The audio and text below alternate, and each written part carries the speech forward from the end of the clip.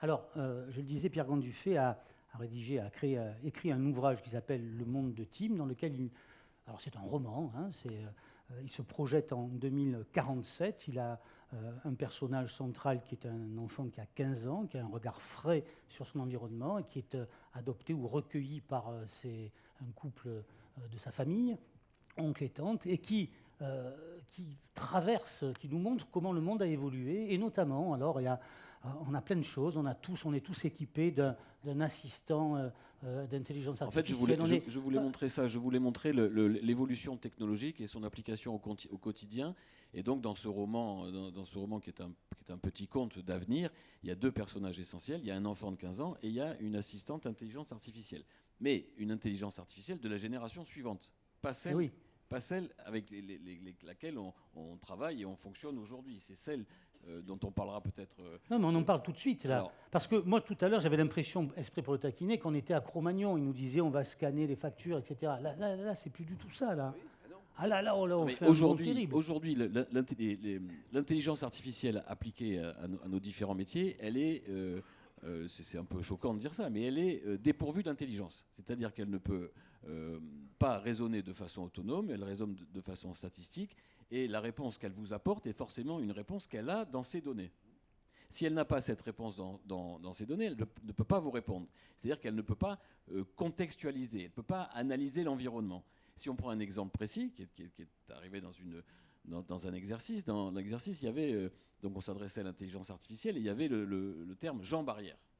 Jean Barrière. Donc si on dit Jean Barrière, vous pensez au casino ou à Monsieur Jean Barrière. Bon, mais l'intelligence artificielle, elle n'avait pas Jean Barrière dans son stock de données. Elle avait la Jean Barrière. La jambe arrière. Elle avait la jambe arrière. Et donc quand elle a répondu, ben, il y avait la jambe arrière. Donc, parce qu'elle ne peut pas contextualiser. Donc, l'intelligence artificielle de nos jours, il y a un savant très, très brillant qui, l'autre jour, a dit ce sont des idiots sachants, les algorithmes d'intelligence artificielle. Donc, ils sont dépourvus de capacités autonomes de raisonnement. Même si on parle de deep learning, machine learning, d'apprentissage automatique, etc., ils ne peuvent pas le faire. Ils sont prisonniers de leur base statistique. Et donc, plusieurs conséquences à ça, et on en vient au métier de l'expert comptable, qui est extrêmement intéressant, c'est que l'élément essentiel de cette architecture, c'est pas l'algorithme informatique qui est de l'informatique avancée, c'est la donnée, la data. Et qui est-ce qui détient la data? Ce sont certaines professions, certaines filières, mais essentiellement les experts comptables. Et chez les experts comptables, c'est véritablement de l'or, cette donnée, parce qu'on l'a vu à travers le baromètre, mais pas seulement. D'ailleurs, les experts comptables, l'ordre a beaucoup participé à la réalisation du baromètre à la région, et c'est pour ça que le baromètre a été fait aussi rapidement et dans des conditions aussi fiables. Et donc, chez les experts comptables, c'est une ressource qui a une valeur extrême. Et donc, le sujet pour cette profession, comme pour les autres, c'est de la protéger, de la préserver et de la valoriser. Et la meilleure façon de la valoriser, c'est effectivement d'écouter le plus grand nombre de projets de start-up, parce que c'est le croisement des innovations technologiques et de cette donnée qui donneront les innovations importantes. Est-ce que vous percevez cet enjeu aussi avec le même regard? Oui, d'autant plus que pour l'instant, dans les précédentes années, quand on parlait de l'IA, on présentait toujours des machines, le deep learning et tout, puis la machine qui allait remplacer l'homme. Enfin, depuis début de l'année 2019, on nous dit autre chose.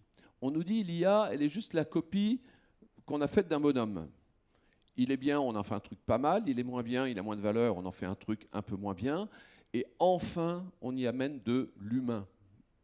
Donc la donnée est importante. Nous devons apprendre à l'acquérir, la traiter, la restituer, mais toujours en y maintenant notre œil de professionnel, cet aspect humain qui fait que vous inquiétez pas, arrêtez d'écouter ce qu'on nous raconte, comme quoi la comptabilité n'existera plus en 2030, comme quoi on est la deuxième profession la plus ubérisable. C'est des conneries. On a besoin de professionnels, on a besoin de gens. Notre façon de travailler va changer. On va se tourner sur la donnée, on va se tourner sur cette donnée, apprendre à la collecter, la traiter, la restituer et toujours l'expliquer au monde économique, aux chefs d'entreprise. C'est vraiment notre rôle d'homme du chiffre, mais surtout homme de la donnée, donc l'expert comptable au cœur de l'économie. Dans votre roman, il y a donc le deuxième héros, c'est un assistant intelligence artificielle, c'est une montre, hein, c'est ça, enfin, ça prend la forme d'une montre.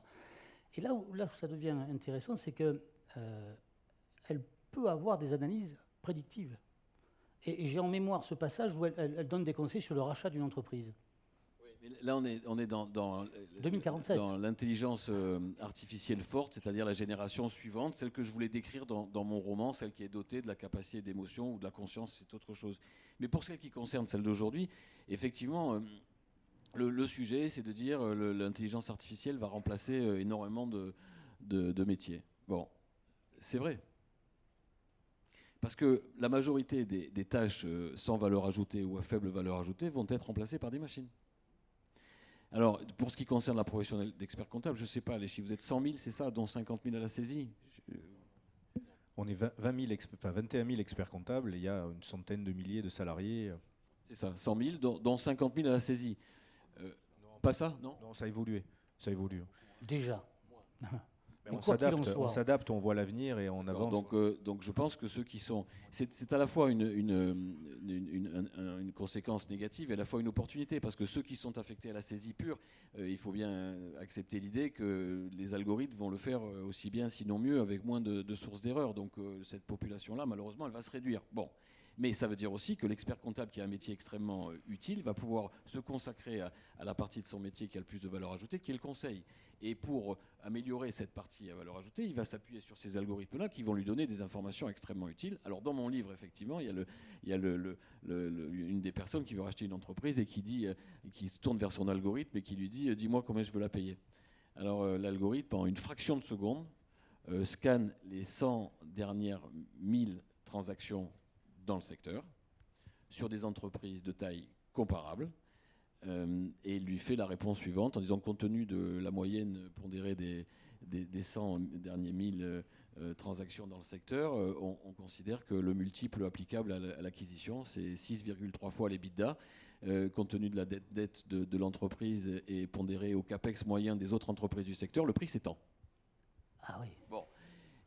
Certains ont compris, hein, mais bon. Non, mais je pense que tous les experts comptables ont compris exactement ce dont il s'agissait. Oui, Je crois que ce petit exemple qui est amusant dans mon histoire, il montre que ces algorithmes d'intelligence artificielle, ces programmes, ceux qui vont être représentés chez Inco, que vous allez voir et que vous allez aider, ils seront de nature à donner aux experts comptables des armes supplémentaires, des outils qui vont encore améliorer la qualité de son service et augmenter sa valeur ajoutée. C'est donc une opportunité. Mais c'est une opportunité, comme Schumpeter l'a décrit tout au long de l'histoire. Chaque fois qu'un nouvel outil arrive dans notre histoire économique, le secteur qui bénéficie de cet outil progresse en qualité, et puis les tâches sans valeur ajoutée sont confiées à d'autres. Voilà. C'est ce qu'on est en train de vivre avec l'intelligence artificielle. Et je crois que le métier d'expert comptable est extrêmement intéressant à observer parce qu'il est vraiment au cœur du système.